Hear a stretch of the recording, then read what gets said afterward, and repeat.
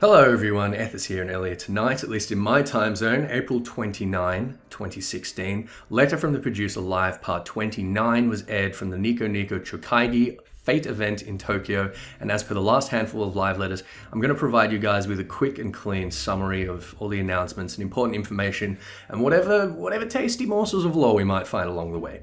As usual, my notes are a cross-reference of the official summary made by Bayonne, the excellent unofficial live translation provided to us by the stalwart Marco, and my own observations made whilst watching it live on Twitch. So do please go and give Marco some love. You can follow him on Twitter at Marco and twitch.tv/Marco. So the theme for the letter was patch 3.3 preview part 1. So naturally the first thing we see is a title, Revenge of the Horde, obviously referring to the Dravanian Horde, with an ominous gay bulg, and immediately following it an even more ominous shot of the possessed Estinian, hinting at the encounter which I'm sure we've all been expecting. Apart from the new main scenario quest dungeon, which we'll come to in a moment, this is actually the only real teaser we have for the main story of 3.3 so far. Next, Yoshida and Foxconn talked about side quests, specifically the continuation of the Anima quest line, and they confirmed that this step coming in 3.3 is where we will be able to alter our secondary stats. So no more skill speed dragoons. They mentioned that there won't be any of the success rate materia heartbreaks that we suffered through with the sphere scrolls for the old Anima step of our Zodiac weapons in A Realm Reborn, but there was a vague mention that when affixing stats there might be a rare chance to have them jump up by say 3 points instead of 1, which implies that there may be materia may still be involved somehow, but Yoshida also mentioned that there will be multiple ways to raise the stats of our weapons, so they will definitely not be mandatory. Next, there was mention of Hildebrand, which we already knew that this was coming, but we got this screenshot of Godbert, who seems to be remodeling Gigi in his own image, so I'm interested to see how that turns out. And one that a lot of people have been dreading, but I'm personally really looking forward to, new Beast Tribe quests that will be involving both Moogles and dragons. And as we can see here, there's even a Templar hanging out with them. Now this definitely looks like they're churning this, so perhaps the Moogles are starting to clean up part of the landlord colony. Yoshida made a joke that the Moogles' own reputation has fallen pretty low recently, and that this is going to be their opportunity to redeem themselves. So Moogle and dragons combined, Beast Tribe quests. Tell me what you think. Dungeons. First is our main scenario quest dungeon named Sor Kai. And of course, the very first thing I did was reference Koji Fox's Dragon Speak dictionary, and it seems that Sor is the word for apology, and Kai means sad. So, sad apology. Take from that what you will, but it seems to be somewhere in the Churning Mists, presumably on the far side of Zenith, as we can actually see Zenith here. And my first thought was perhaps this is or involves some kind of sacred memorial to Saint Shiva, and that we may well be traveling here to meet with Hrace Valgar and convince him that it's time for him finally to take a stand with us against Nidhogg. Marco translated the Japanese name of the dungeon for me as Palace of the Sky Dragon, which also suggests that we might find Hrace Valgar here. Either way, we'll see soon enough. Next dungeon is one that I'm sure people will have mixed feelings about, but we've been assured that we won't have to fight the Kraken here again. It is, of course, Hullbreaker Isle hard mode, which has seemingly been requisitioned by the Maelstrom and converted into some kind of training ground. Seems quite similar to the kind of transformation we saw in Halatali between the normal and hard mode versions.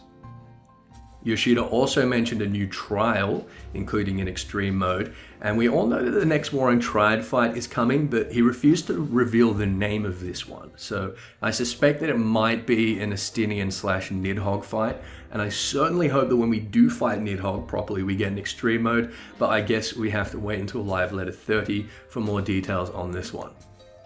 Now we have the Void Ark 24-man Alliance raid sequel, The Weeping City of Miach, which is, as I predicted, the capital city of the Miachi on the Yafayam Saltmoor. We had a short preview video sweeping from the Saltmoor itself through the ruined city, which was full of these strange greenish ethereal spot fires, and into the Grand Pyramid, filled with more void sent coffins, which we know, of course, they essentially used as batteries. So this place is more or less the Miachi equivalent of the Crystal Tower. And up to the top, where there is what seems to be some kind of portal. Now, we didn't see any fights, but we nearly saw a boss. We saw something with long womanly legs and an awful lot of tentacles descending towards us for just a couple of frames. I missed the opportunity to get a screenshot of it, but if I find one, I'll be sure to post it in the description for you, so keep an eye on that.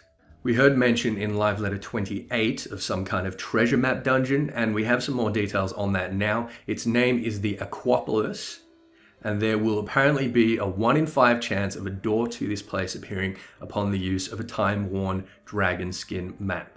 This dungeon supports up to 8 players, it will contain monsters, and although the dungeon won't be random, there will be a random chance to have multiple rooms open and available for exploration. Upon defeating all of the enemies, there will be materials and other goodies to loot as you would expect, and Yoshida assures us that this piece of content is not going to be particularly difficult, so don't expect any interesting bosses with engaging mechanics in the Aquapolis.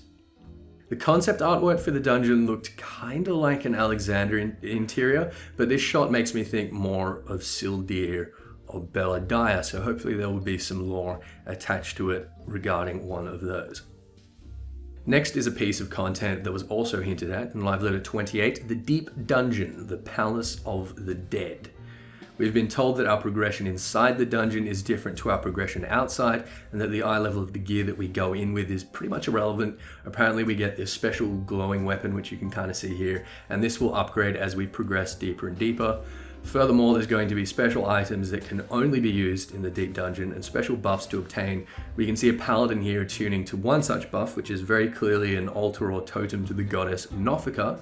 It makes me think that there will be perhaps different totems for each of the 12 offering different buffs, and if that is the case, Nofika, the goddess of abundance associated with the element earth, this would perhaps give some kind of defense debuff and increase TP and or MP pool and maybe drop rate. I don't know, just a stab.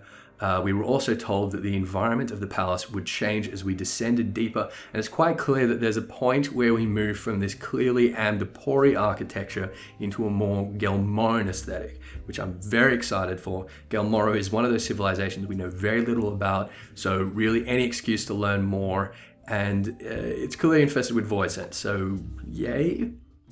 Anyway, it's balanced for 4 players, but can feasibly be attempted solo. There are autosaves on certain floors to which you will return if you die, and there's going to be some, quote, special bosses on various floors, which is probably less scary than it sounds, but as for what that actually means, I'm not sure. Maybe we'll be seeing clones of bosses from other parts of Final Fantasy XIV. Now we got a very brief mention of PvP, and specifically a new Frontlines map. It is called Field of Glory Shatter. It will have similar rules to Seal Rock, and evidently someone has discovered some elegant structures uncovered somewhere in Coerthas.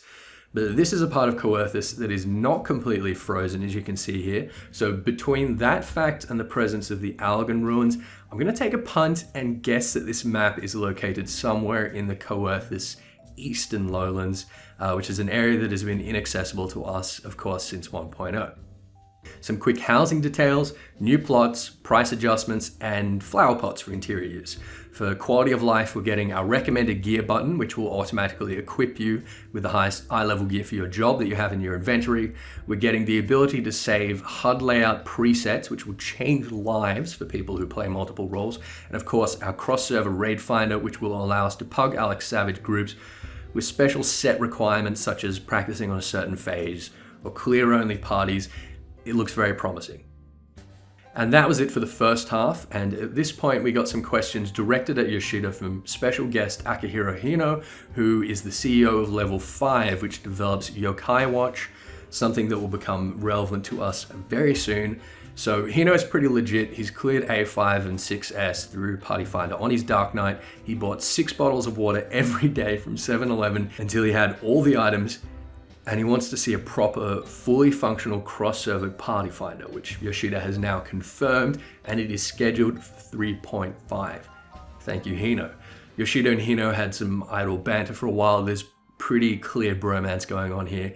Hino grilled Yoshida about raid system design a little bit, and about how Savage in future maybe could have at least different gear design to normal mode, and about how they ought to work out a way to incentivize people to visit other people's houses, which Yoshida said that they are working on.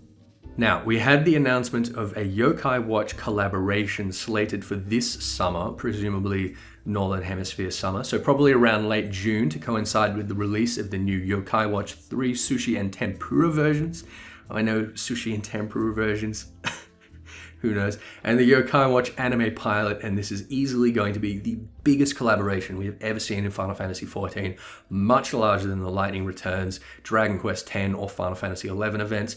We're going to see 13 minions, which I'll quickly show you here, and you just know that this is going to be the new Lords of the Minion meta we're seeing right here. So 13, that's one for each Final Fantasy XIV job, and so each job will also get a weapon corresponding to one of these characters. And these weapons, they look great. They're very bright and cartoony, but also don't really seem out of place in Eorzea, which is good. They're fantastic. I'm really looking forward to collecting them. Foxconn got particularly excited about the White Mage one, and apparently the color of this orb on the staff didn't actually exist in Final Fantasy XIV's assets until now, so big commitment, geez. So we're going to get ourselves a Yokai Watch and use it through a special quest chain, which will reward us with medals, which we can trade in for the minions, weapons, and this silly ghost mount. Yokai Watch 3 will in turn get a cat riding a chocobo and a weird cat Moogle. So if you're a fan of Yokai Watch, I imagine that's pretty exciting. Yoshida and Hino were literally talking about this collaboration for over an hour. And I'll leave a link to the screenshots for people to pore over below. But this right here is everything we know that we will be seeing of Yokai Watch in Eorzea. And once again, it will be taking place sometime around June or July of this year.